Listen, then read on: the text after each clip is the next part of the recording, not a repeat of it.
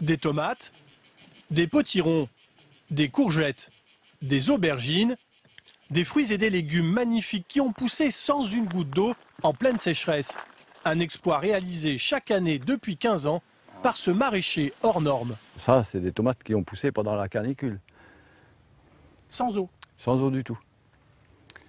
La dernière fois qu'il a plu, je crois, c'était le 17 avril. Un cultivateur qui décidément ne fait rien comme les autres. Vous les soignez vos tomates? Ah non, non, je fais exprès de rien faire du tout. D'ailleurs, je fais jamais rien, hein. Je les plante et après je reviens ramasser les tomates 2 ou 3 mois après.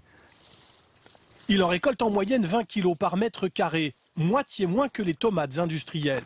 Son secret est vieux comme l'agriculture, il produit ses propres semences. Depuis 30 ans, j'ai pensé à commencer à faire de la sélection moi-même et à faire en sorte que les plantes apprennent à résister par elles-mêmes aux maladies. Et ça marche.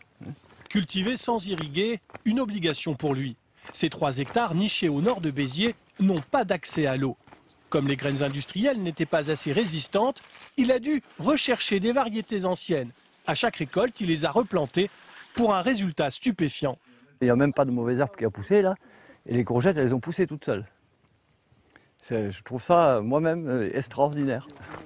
Chaque été, des jardiniers amateurs, des cultivateurs professionnels et même des scientifiques visitent l'exploitation de cet agriculteur autodidacte qui a quitté l'école très jeune. Et on a récolté pendant plus d'1 mois, on a récolté au moins 1 cajot par jour. À la clé, toujours le même étonnement. Légumes entre eux, là, melon, tomate ou Sucré. Ça n'a rien à voir avec une tomate de grande surface.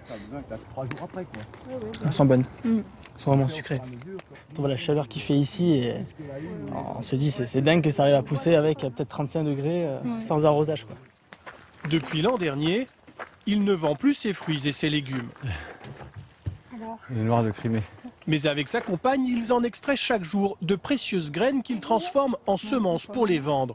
C'est devenu son métier, des graines appelées semences paysannes, qui peuvent supporter les pires conditions climatiques, exactement comme chez lui. Les plantes, en fait, ce qu'elles ont appris au cours de leur vie, elles le transmettent à leurs descendants. Et quand je racontais ça il y a 15 ou 20 ans à des généticiens, ils me disaient non, non, ça ne peut pas marcher comme ça. Mais ces dernières années, la tendance s'inverse. Des chercheurs en agronomie comme Isabelle Godringer ont largement reconnu la qualité d'un tel travail. Depuis 10 ans, elle étudie les mêmes pratiques avec une quarantaine de producteurs de blé.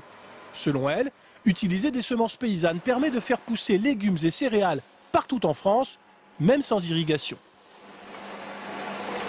Ces variétés paysannes, elles sont plus rustiques et on va développer des variétés un petit peu différentes en montagne, en altitude, dans la plaine, dans les zones plus sèches, dans les terres peu profondes. Enfin voilà, pratiquement une variété pour chaque condition, chaque pratique. Seul bémol, les semences paysannes produisent 30 à 50% de moins que les semences industrielles irriguées. Pour intéresser les agriculteurs, il faut donc que les économies d'eau réalisées compensent la baisse de rendement. C'est ce que vient d'essayer ce producteur de maïs du sud-ouest. Ici, la région est frappée par des canicules de plus en plus fréquentes. Arroser régulièrement coûte cher et ce n'est pas toujours possible. Par exemple, dans ce champ cultivé avec des semences standards achetées aux industriels et qui n'a pas été irrigué. Et cette année, il n'a absolument pas tenu, quoi. C'est un maïs qui était en pleine pousse quand il y a eu le coup de chaud. Et ça l'a littéralement cramé. Il est détruit à 90-95%, quoi. À quelques centaines de mètres, un de ces maïs a bien supporté la chaleur, même sans irrigation, celui issu de semences paysannes, donné gratuitement par un réseau d'agriculteurs locaux. C'est un des rares maïs que j'ai qui était sans irrigation, qui sont arrivés à maturité avec le maximum de rendement. Parce que ces épis sont pleins, on peut dire que ces épis sont pleins ras-le-bord. Vous vous attendiez à un tel résultat? Non, pas du tout. Non. Surtout une année comme on a eu cette année, je me suis dit ce maïs il va cramer comme les autres. Et en fait non, il a très bien tenu, quoi. Certains ont complètement abandonné les semences industrielles. comme Armand Dutheil qui depuis 5 ans cultive son maïs avec ses propres semences paysannes. Il n'arrose plus ses 10 hectares et économise ainsi 2 400 € chaque année. Comme il n'achète plus de graines, il économise encore 2 000 € supplémentaires, ce qui compense la baisse de rendement. Je ne reviendrai pas en arrière. Et puis économiquement, tant que c'est plus avantageux une variété comme ça, c'est impossible que je revienne en arrière. En France, il existe aujourd'hui une vingtaine de réseaux d'échange de ces variétés paysannes.